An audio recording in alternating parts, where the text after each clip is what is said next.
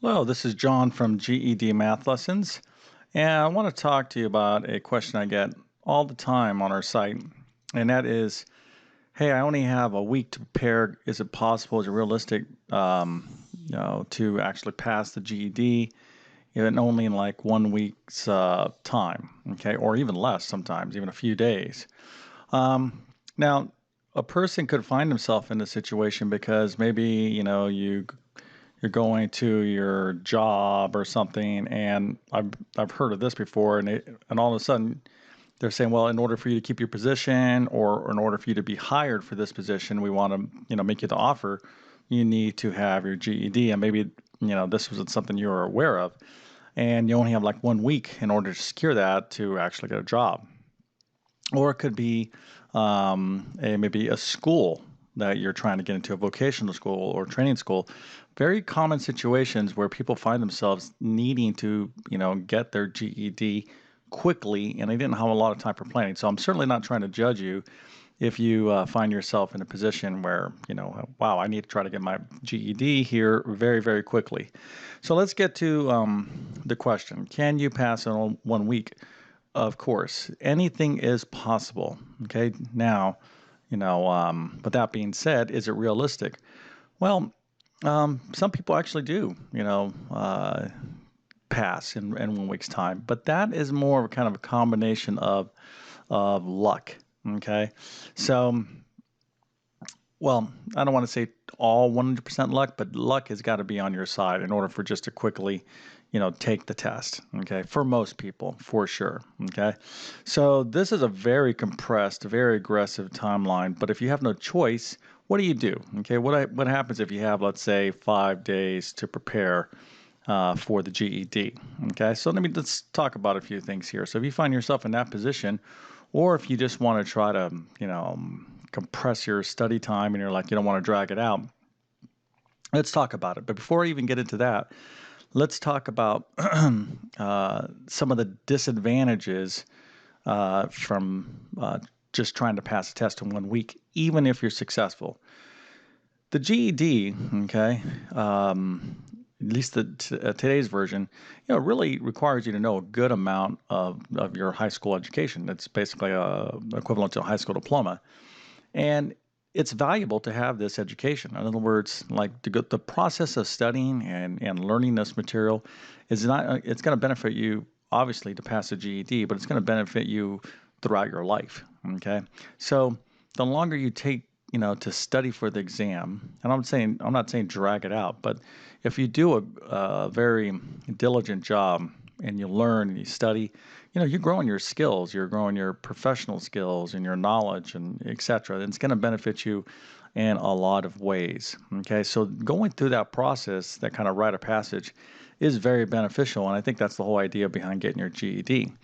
So if you have a choice, okay, and you can kind of give yourself, schedule out a little bit more time if you're not under the gun, okay, I would suggest having that as plan A, where you're going to give yourself at least a couple months to actually study for the exam. Okay. All right. Now, plan B is, hey, you don't have a couple months, you only have a few days to study. What do you do? Okay. Do you just like don't even open up a book and walk in there and just hope for the best? I certainly wouldn't recommend that. Okay. So, what I would do if I was talking to somebody, and I'm talking to you right now on the other side of this video, I would get yourself a GED exam book. Okay. So you can get this like on Amazon or your local bookstore, and there's different type of books, but basically make sure they have actual practice exams. Okay, practice exams. So purchase a book. There's a few big companies out there that reputable that have these kind of books, and they're pretty thick. You're certainly not going to cover everything in 5 days, but you need to get a book for sure. So I would say this is like non-negotiable. Okay, for most people, if you only got a few days to study, so get yourself an exam book. Now, when you have that exam book, uh, in the beginning, all right, in the start of the book, all right. Generally, the way these books are organized, in the start they give you kind of like general advice, which is really good for test taking. And then they usually go into the different sections, okay, math, etc. Right? They go into kind of like a review, if you will. This is pretty typical of organization for exam prep books, whether it's the GED, SAT, ACT, ASVAB, etc. This is generally the way it goes. So the beginning, the start of the books are going to be general advice, what the rules of the exam, how they grade it, etc., etc. So and then they go into various section reviews, and then generally they end with practice exams.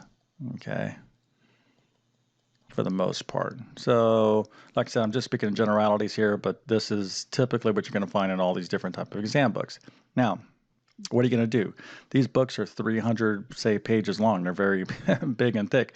You just don't start, read that. You don't have time. You only have a few days. So where do you start? Well, in my opinion, the most important sections first is to read the beginning part, kind of scan through the beginning part of the book. Okay, so really make sure you understand the test, the rules, and any good tips that they have to offer. Once you've done that, I would kind of take inventory of your kind of strong and weak areas, okay? Strong and your weak areas, and be like, okay, your strong areas, let's say it's verbal or science or whatever the case is, you just don't want to ignore those. I would spend, let's say if you had 5 days, I would spend at least 2 to 3 days, okay, or maybe 2 to 3 days on your strong areas, what you think is your strong areas, because you want to try to, really secure those areas in terms of get a score where you can actually pass. Okay, you don't want to spread yourself too thin and be like, well, I'm going to invest all my time in just studying weak areas, because you're gonna just not give it the attention you need for your stronger areas to review, so you can actually, pass those sections. Okay, so it's important to actually review what you think you already know. So I would spend, well, let's call it, say, well, we'll call it 2 to 3 days, okay, on your strong areas. On your weak areas, hopefully you only have one weak area, 1 to 2, okay, and so you can kind of modify this. So, you have to break this up 1 to 2 days on your weak areas. It sounds kind of backwards. You think you want to spend more time on your weak areas versus your strong areas. But if if you only have 5 days, hopefully you're not weak in everything. Then, in that case, you just try to spread it through as much as you can. Okay. So, basically, this is going to be kind of your review. So just review what's in the book. Then I would pick one day, the day before the exam, okay, one day, and I would take off work or do whatever you have to do, and just take practice test all day long. I mean, take practice tests for hours and hours and hours until you can't stand it anymore. Um, Take a test and then look at the answer key, etc. Because you really want to get a feel for the questions, and obviously it's not going to be the exact same questions, but the questions and the format, okay, and the timing. All right, you want to make sure that you leave yourself enough time, and the pacing of the exam, etc. Okay, you need to like put yourself under pressure, and I would time yourself and try to make it simulate it as best as you can to actually taking the actual test. Okay, this is really, really important. Matter of fact, I would say if you had to sacrifice some of your review days to actually take practice exams, I would say that's probably a better investment. Okay, so if you do all of this, then like it's just be as intense as possible over those amount of days. And I'm talking, you know, studying as many hours as you potentially can find. And if you work, let's say from 8 to 4, all right, 8 to 4 p.m., and if it's possible, you can start, let's say, at 5 p.m., you should be studying until like 11 p.m., okay? Like just with just little mental breaks and just eating. This is not uncommon to what people have to do, like let's say in college, okay? So don't think that your brain can't handle studying for very intense and long periods of time. People do it all the time, whether in college or medical school or even vocational training. So you're going to have to kind of step it up, if you will, in terms of your intensity. But If you do all of this, I think you are certainly increasing your probability of passing, maybe just passing by, okay, minimally. And then once you have your GED, you can kind of go from there. But this is still, this is not a recommended way to approach the GED at all. This is if you find yourself, again, in a situation where you have no choice and you have to try to get your GED fast. This is the way I would approach it, okay? And you might want to ask yourself, well, would you go to a course? I mean, you can go to my site, gdmathlessons.com, to help you with the math. But even then, that it still requires a lot, multiple weeks to do, even some months to get through all the different material in there. You're going to find yourself overwhelmed. You don't have that many days. So just, learn something, from your review. Even if it's just like, let's talk about math for a second. Even if it's like the positive, negative numbers or percentage, just try to learn what you can. Forget trying to learn everything. And then, you go in there and you just give it your best shot. Now, let me leave you with a couple follow-on things. So you take your GED, okay, the day of the test, the day of the exam. So you go in there, you give it your best shot. What do you do right after the test? Okay, so when the exam is done, what do you do? Well, this is what I would suggest you do. Okay, what I would do is I would write down, okay, everything that you remember from the exam. You know, test questions, how you felt, what you felt confident, what you just write everything and anything you can remember from that. Just take a good mental note because you're going to quickly forget that experience. I can tell you right now, within one day or half a day, you're going to look back and be like, oh, yeah, that was on there. Oh, okay, I can't remember. Your memory will start deteriorating quickly. And you should take some good mental, kind of like a journal, if you will, of that experience of how you felt. Because if you don't pass, you can, use this as feedback, like, kind of self-reflect so you can improve. But anyways, again, can you pass the GED in 1 week? Yes, anything is possible, even if you're not that strong, academically. And if I'll tell you, and I'm a teacher and educator and stuff. If you have to uh, try to get your GED because of a job or some other scenario, go for it. Just don't think that, well, you're not doing it right because you're not learning. Who cares? Really what you want is, you want to try to get that piece of paper, and then obviously you want to continue on working on your education. But all's fair in love and war or whatnot. You do whatever you have to do to get that piece of paper so you can do it. Okay. But by the way, so for those of you out there that are thinking about getting your GED, okay, you need to also be concerned about, hey, right now, maybe you're not in a scenario where you need your GED right this moment. But what happens if conditions change?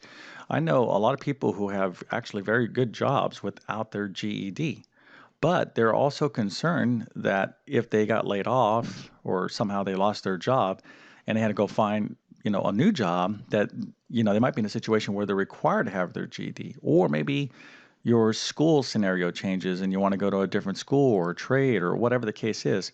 What I'm trying to say here is don't get comfortable. Okay. Just because you're like, yeah, I'm going to give myself 1 year to study. That's too long. Okay. Have a sense of urgency about your GED.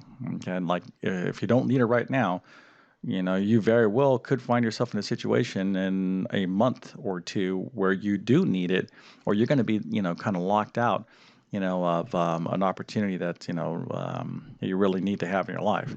But anyways, I wish you all the best. And if you are in this situation and if this helps you out, let me know how it goes for sure.